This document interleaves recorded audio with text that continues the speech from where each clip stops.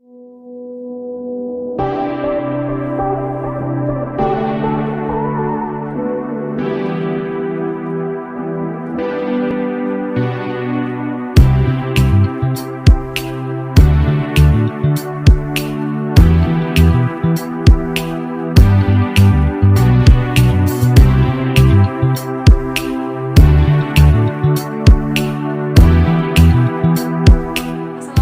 warahmatullahi wabarakatuh. Perkenalkan, nama saya Rita Siti Utami, mahasiswa PPG dalam jabatan 2020 angkatan ketiga dari LPTK Universitas Sanata Dharma Yogyakarta.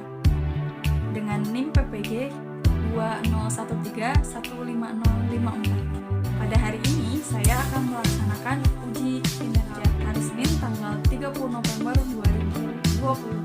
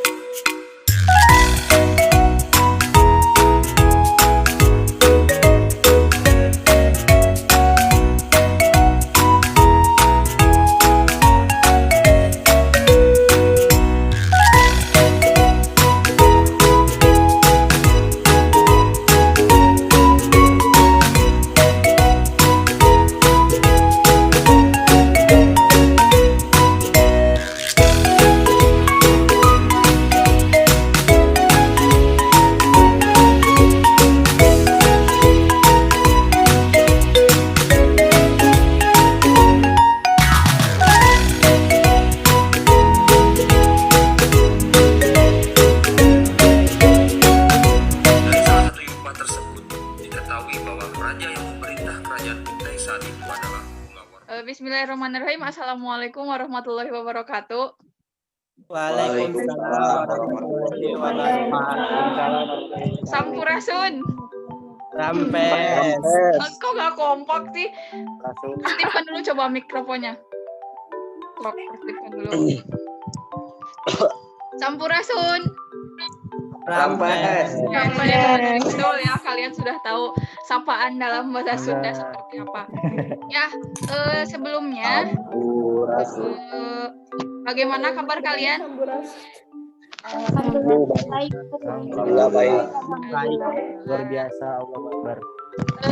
Silahkan diaktifkan dulu videonya, diaktifkan dulu videonya. Saya mau ngecek dulu kehadiran kalian.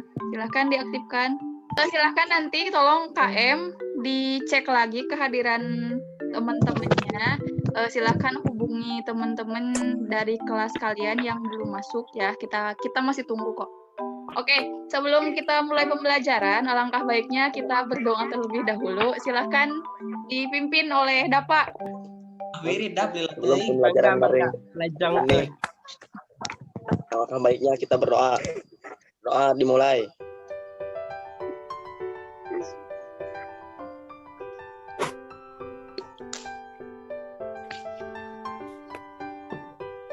Doa selesai.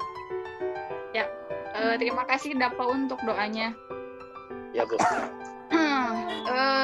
Di masa pandemi sekarang, kalian kan kemarin sudah ketemu dengan saya ya, alhamdulillah. Minggu kemarin kita sudah ketemu dalam keadaan sehat walafiat dalam pembelajaran sesi tatap muka secara langsung. Untuk hari ini kemarin kita sudah mendapat informasi bahwa pembelajaran dikembalikan ke dalam bentuk daring karena di Kuningan ini ternyata meningkat menjadi zona merah ya, karena di salah satu sekolah itu ada klaster baru, ternyata 150 siswanya atau santrinya ini ternyata positif COVID. Tetapi tetap semangat ya, walaupun kita tidak bertemu lagi secara langsung, tetap semangat dalam menghadapi PAS, persiapkan lagi untuk materi-materinya yang sudah kita pelajari sebelumnya, latihan soal-soal yang mungkin guru-guru sudah berikan sebagai kisi-kisi untuk kalian. Mudah-mudahan untuk nanti PAS diberikan kelancaran dan tetap semangat. Amin. Untuk PAS juga kalian tetap di rumah masing-masing. Nanti kita akan share link untuk PAS, untuk soal-soal PAS-nya. Tapi tetap ya diharapkan kalian mengerjakan PAS secara jujur. Kemudian saya sudah bagikan itu ya, saya sudah bagikan link-link bahan ajar yang sudah saya kirimkan di Google Classroom. Itu ada link absen. Yang pertama itu yang paling utama adalah link absen. Silahkan seperti biasa, kalian mengisi presensi terlebih dahulu. Waktunya seperti biasa, itu hanya 1 jam pelajaran. Nah, di sini kenapa saya kasih presensi cuma 1 jam? Di sini untuk menilai kedisiplinan kalian selama proses pembelajaran, baik dalam presensi maupun dalam Zoom seperti ini. Sudah dibacakah materinya? Sudah. Sudah ya, kemarin saya sudah bagikan handout, kemudian nanti PowerPoint juga saya akan tampilkan. Oke, kita langsung masuk ke pembahasan kita pada hari ini. Sesuai dengan bahan ajar yang sudah saya kirimkan kepada kalian, itu materi kita hari ini tentang Kerajaan Kutai dan Tarumanegara. Kutai dan Tarumanegara. Oke, sebelum ke Kerajaan Kutai, 3 minggu ke belakang itu kita sudah membahas tentang awal masuk, teori, sama pengaruh Hindu-Buddha. Coba, ada yang masih ingat nggak teori-teori masuknya Hindu-Buddha itu apa aja sih? Teori Brahmana, Ksatria,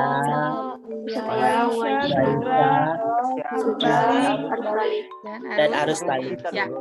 Kemudian pengaruh-pengaruh Hindu-Buddha di Indonesia ada apa aja sih? Sistem kepercayaan, pemerintahan. Di sistem kepercayaan, apa sih yang berubah di sistem kepercayaan? Yang dari animisme dan dinamisme menjadi agama Hindu atau Buddha. Ya, betul. Kita awalnya meyakini kepercayaan animisme dinamisme ya, yang menyembah nenek moyang sama benda-benda yang dianggap keramat. Kemudian ketika Hindu masuk, kepercayaan kita menjadi Hindu Buddha. Nah, kemarin itu kan dalam pengaruh Hindu Buddha ada pengaruh di bidang pemerintahan, ya enggak? Ya, Bu. Ya, di bidang pemerintahan.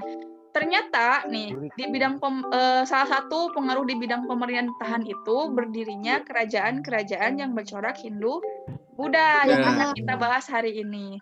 Sebenarnya nih kalian waktu SMP lah, mungkin SMP, kerajaan-kerajaan yang bercorak Hindu Buddha itu ada berapa sih? Seueur ya, banyak. Coba disebutkan ada apa aja. 1. Sriwijaya, Bu. Sriwijaya, Kutai, kemudian Tarumanegara, terus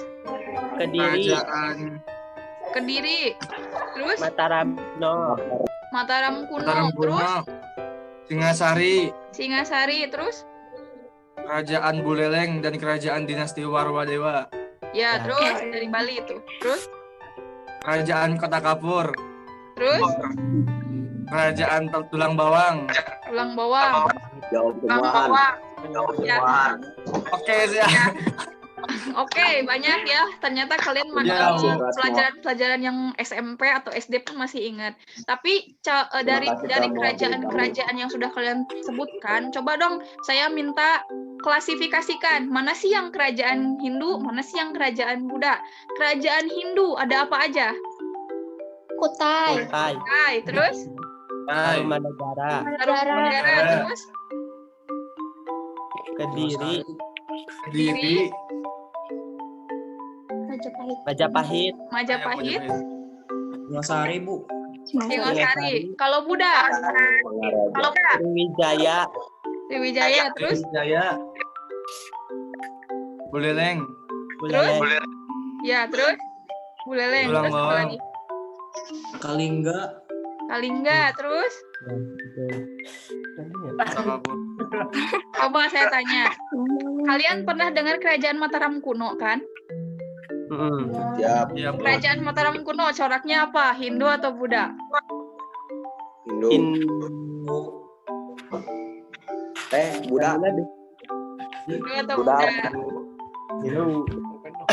Kemarin itu kan kemarin kita sudah membahas tentang pengaruh kan?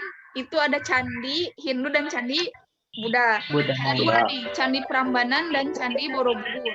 Kalau dilihat dari peninggalannya, itu kan peninggalan dari Kerajaan Tarumanegara. Tapi kalau dilihat dari candinya, itu coraknya berbeda. Prambanan coraknya Hindu, Borobudur coraknya Buddha.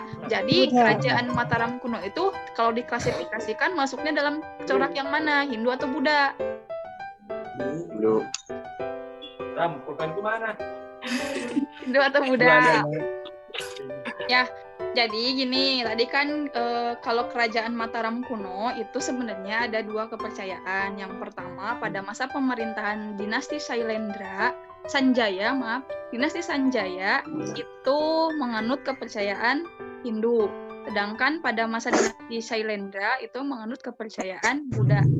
Rian, ya nggak apa-apa kalau misalnya putus-putus, jangan didengerin aja ya. Mungkin sinyal dari Rian yang kurang baik. Di sini juga sebenarnya Ibu sinyalnya agak putus-putus sih sebenarnya.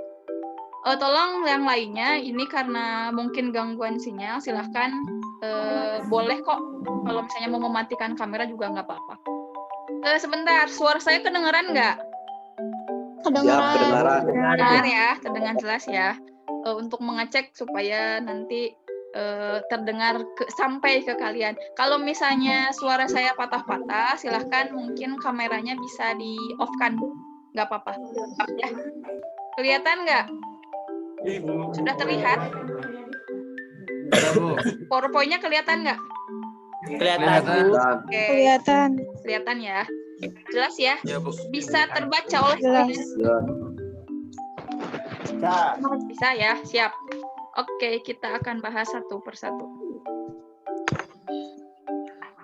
Nah, di sini ada IPK-nya, indikator pencapaian kompetensi, nanti juga dibahas dalam tujuan. Nah, tujuannya di sini, satu, kalian mampu mengklasifikasikan kerajaan-kerajaan Hindu-Buddha seperti tadi. Ya, mana sih yang bercorak Hindu, mana yang bercorak Buddha. Kemudian kalian menganalisis kehidupan pemerintahan di bidang pemerintahan, ekonomi, sosial, dan budaya kerajaan-kerajaan Buddha yang sekarang kita bahas. Selain itu, kalian juga kalian juga diarahkan untuk mengolah dengan kreatif informasi-informasi mengenai kerajaan Kutai dan Tarumanegara dalam bentuk infografis atau next. Nah, yang pertama adalah kerajaan Kutai. Di sini ada letak geografis kerajaan Kutai. Letaknya di mana sih? Di Muarakaman, Kalimantan Timur. Muarakaman, Kalimantan Timur. Nah, di sini nama kerajaan Kutai itu diambil dari berita Cina dan berita India. Kalau dalam berita Cina itu namanya apa sih? Kotai. Kotai. Kalau dalam bahasa India? Kerajaan besar. Kuetai. Ya. Nah, di sini kan ada dua, ada Kotai sama Kuetai. Bukan kue tiao nya. Kutai. Nah, ternyata para ahli di sini sepakat pengambilan nama Kutai itu diambil dari berita India. Kenapa dari India? Karena pengaruh Hindu Buddha itu lebih kenanya atau lebih berdampaknya dari India. Ya. Next, di sini ada sistem pemerintahan. Dalam kehidupan pemerintahan di sini menganut sistem monarki. Monarki itu apa? Kerajaan. Tapi tahukah kalian raja pertama Kutai itu siapa sih? Kudungga. Nah, Kudungga di sini sebenarnya awalnya itu sebagai kepala suku. Ya, di sini Kudungga posisinya sebagai kepala suku. Hanya saja ketika Hindu masuk, sistem kepala suku ini diganti menjadi sistem kerajaan. Nah, kemudian Kudungga ini mendapat gelar Maharaja Kudungga. Kalau dalam bahasa Sanskertanya itu Sri Gedongga Raja. Nah, raja yang kedua itu ada Aswawarman. Aswawarman. Aswawarman. Aswawarman ini merupakan anak dari Kudungga. Kudungga. Ya. Di sini pada masa pemerintahannya wilayah kekuasaan Kutai diperluas lagi. Hal ini dibuktikan dengan dilakukannya upacara Asmaweda. Ada yang tahu nggak apa sih Asmaweda itu? Kalau misalnya 2 hari kemarin kalian nonton Lavakusa di Antep, ada nggak yang nonton Lavakusa? Di sana kan si Lavakusa itu kan mengambil kuda ya nggak? Tahu nggak? Kuda yang Srirama. Kuda itu akan digunakan untuk upacara Asmaweda. Asmaweda itu apa? Asmaweda ini ternyata merupakan cara suatu kerajaan untuk memperluas wilayah kekuasaan. Jadi nanti ada seekor kuda itu dilepas sengaja dilepas secara bebas, kemudian dibiarkan berjalan. Nah, kalau misalnya si kuda itu berhenti di suatu wilayah, itu yang akan dijadikan batas wilayah suatu kerajaan. Jadi semakin jauh kuda itu pergi, semakin jauh kuda itu dibiarkan berlari, maka ketika dia berhenti, itulah menjadi batas wilayah kekuasaan suatu kerajaan. Seperti itu. Nah, ini juga pernah dilakukan pada masa kerajaan Samudragupta dari India. Kemudian yang ketiga ada raja siapa? Raja Mulawarman. Mulawarman. Siapa sih Raja Mulawarman ini? Anak raja Aswawarman. Bagaimana masa kerajaan Kutai pada masa dipimpin oleh Raja Mulawarman? Berkembang pesat. Dari kerajaan. Mencapai puncak kejayaan. Ya, betul. Pada masa pemerintahan Mulawarman, kerajaan Kutai ini mencapai puncak kejayaan. Ya. Terbukti dalam sebuah yupa juga dikatakan bahwa Mulawarman ini berhasil membawa kerajaan Kutai mencapai puncak kejayaan. Yang selanjutnya yaitu kehidupan di bidang ekonomi. Di bidang ekonomi, kerajaan Kutai ini tergambar dalam prasasti Tugu.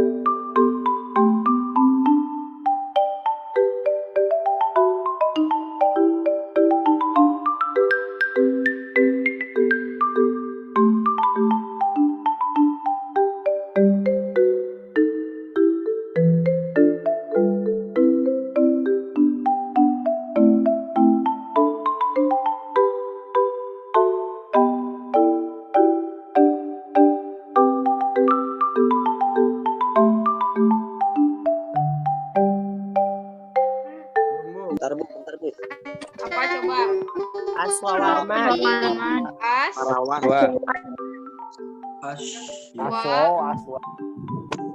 Doa harap diam. Man. Nah, betul. Ya. Nah, ini Kudungga. Kudungga.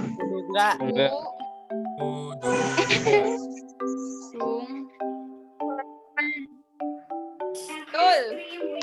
Yesus. Nah, ini Kudungga. Nah, nih tanya. apa coba? Ini Ingat. raja terakhir dari kerajaan Linggawarman. Aswawarman. Hehehe. Bak diam. Lingga War. Man. Tarum. Tarum. Harus. Tarum. Carutem. Tarum, carutan, carutan. Oh, Jarum. Dapat. Nih, apa lagi? Purnawarman. Warman. Betul, Repan. Betul. tentu saja. Purnawarman.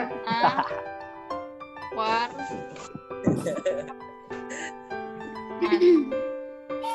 Yeay. Win, betul semua. Ya.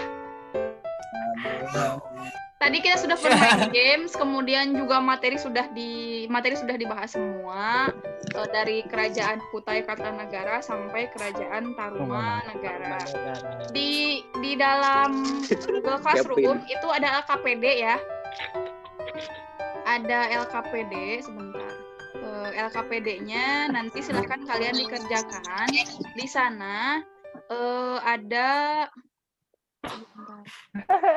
LKPD-nya itu nanti di sana kalian ditugaskan untuk menganalisis kehidupan kerajaan Tarumanagara dan kerajaan Kutai dari bidang di bidang ekonomi, pemerintahan, sosial, budaya dan peninggalan-peninggalannya. Tetapi itu nanti dibagi-bagi ya. Absen 1 sampai 9 kerajaan Tarumanagara, kemudian Kutai, kemudian nanti 10 sampai 18 itu ada Tarumanagara, enggak semua. Kemudian kalian juga ditugaskan untuk membuat infografis. Seperti yang sudah waktu itu kalian juga pernah membuat infografis tentang masa megalitik seperti itu ya, masa praaksara ya. Seperti itu. Ya, Bu. Meganthropus paleojapanicus. Itu manusia purba. Ya, yang itu. Kemudian nanti silahkan kalian seperti biasa upload di Instagram. Terus sejarah magar. @semagar tugas sejarah. Ya, nanti follow dulu, Bong. Ya, terus nanti kalian boleh kok tanyain dulu, Bu, ini gimana materinya udah sesuai enggak, infonya sudah sesuai atau enggak. Jangan lupa nanti kalian tambahkan gambar. Selain itu kalian juga tambahkan sumbernya dicantumkan ya, dari mana. Biasanya kan kalian suka mendapatkan info dari ruang guru atau Kuiper, Brainly, Wikipedia yang seperti itu. Jadi sumbernya dicantumkan supaya kalian supaya yang lain tahu, oh ini sumbernya dari sini, seperti itu. Ibu punya aplikasi sebenarnya, silahkan. Aplikasi yang paling gampang untuk membuat infografis itu ada Canva. Hey, Kevin. Ya, Bu.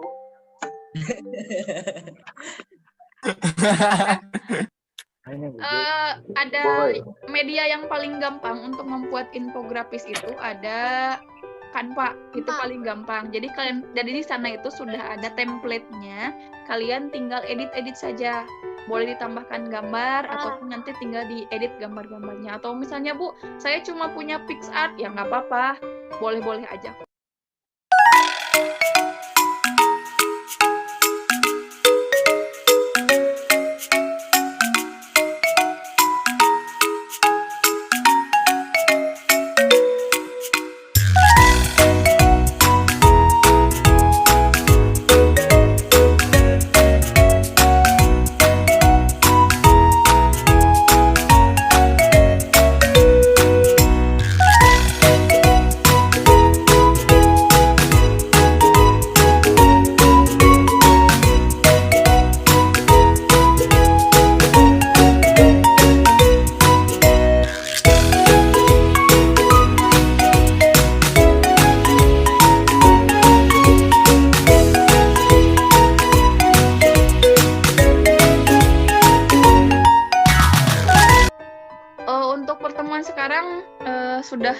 Sudah selesai.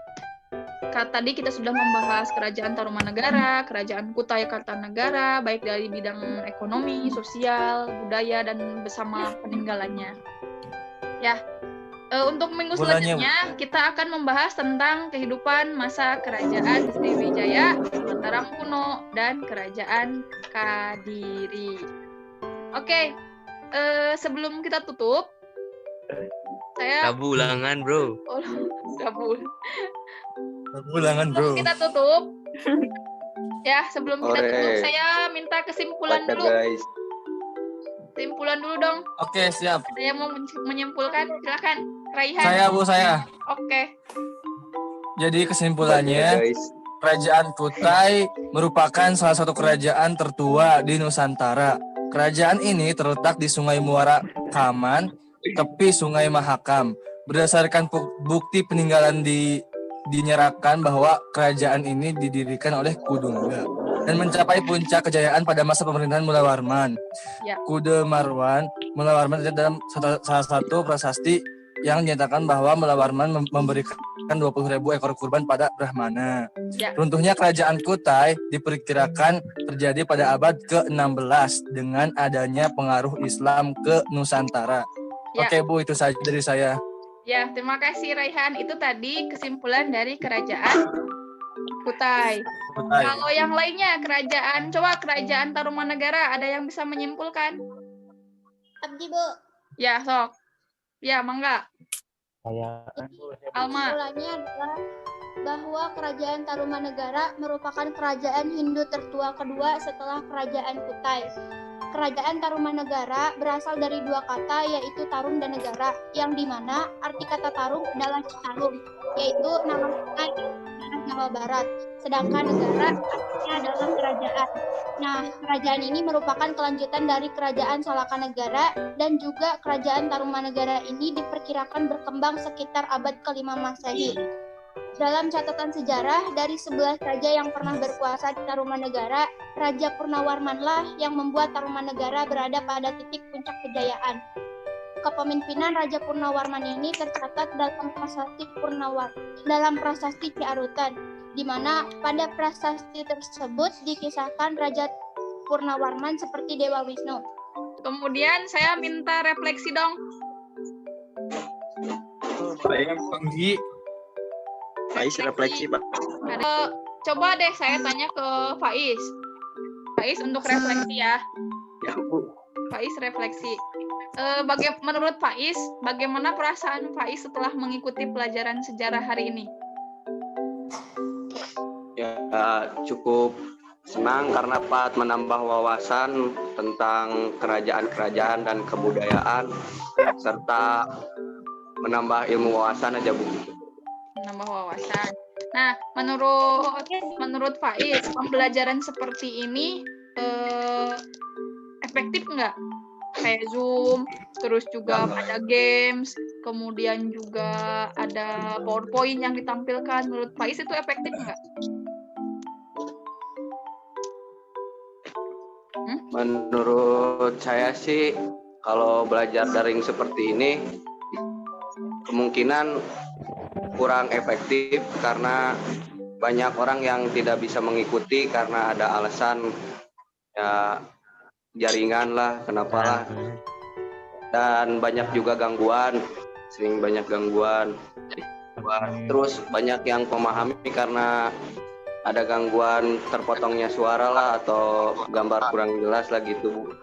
Cuman sih untuk keseruan sih daring lebih seru. Daring lebih seru. Mantap ya, betul. Tapi ya memang karena ini kendala teknis ya sebenarnya. Kendala teknis. Ya. Bu, dinyala merah. Cek kedengeran? Kedengeran, Bu. Oke. Kedengeran, Bu. Tadi sudah refleksi dari Faiz mengenai pembelajaran kita kali ini. Memang untuk masalah seperti tadi ya, karena memang sulit memahami seperti itu, memang hampir semua siswa juga mengalami kesulitan, terutama dalam memahami materi. Apalagi kalau misalnya tidak ada Zoom seperti ini, ya. Kalau tidak ada Zoom seperti ini, otomatis mereka tidak akan terlalu paham dengan materi, ya.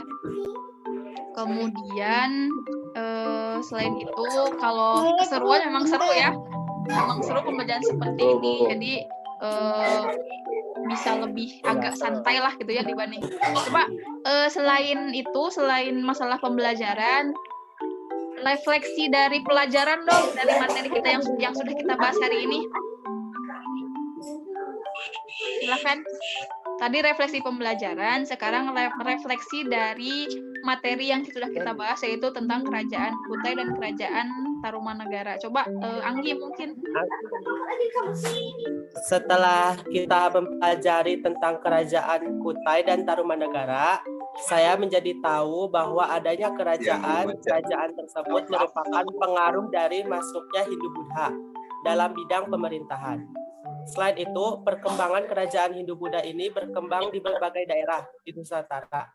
Artinya Hindu-Buddha mampu menyesuaikan dengan kebudayaan lokal dan berakulturasi dengan kebudayaan Nusantara, semakin beragam atau multikultural.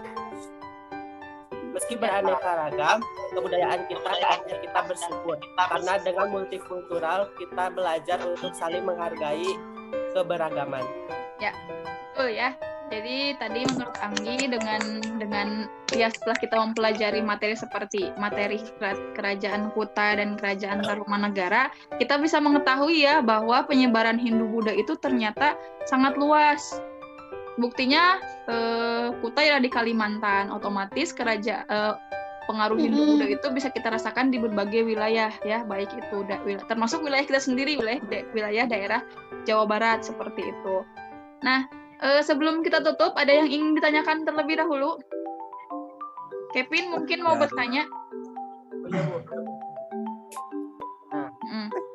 Saya nemu kerajaan Kutai, Martadipura sama Kartanegara. Itu bedanya apa?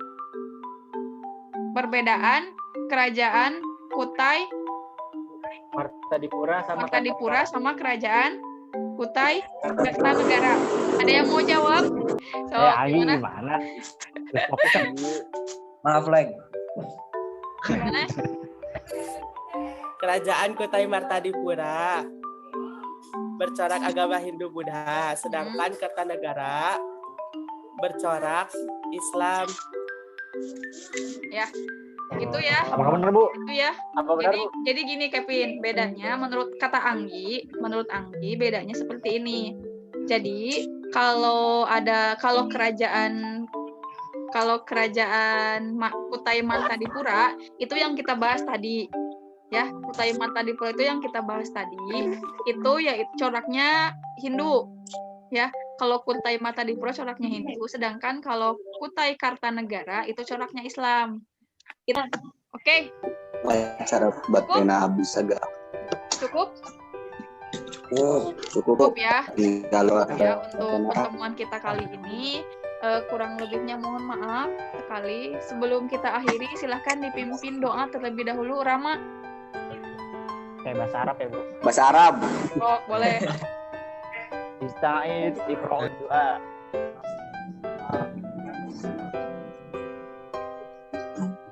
Salaman wa kirahman. Assalamualaikum.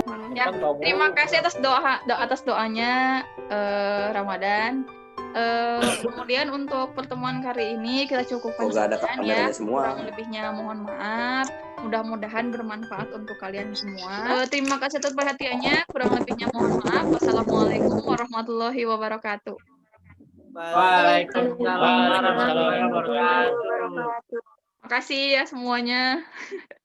Sayonara. Sayonara.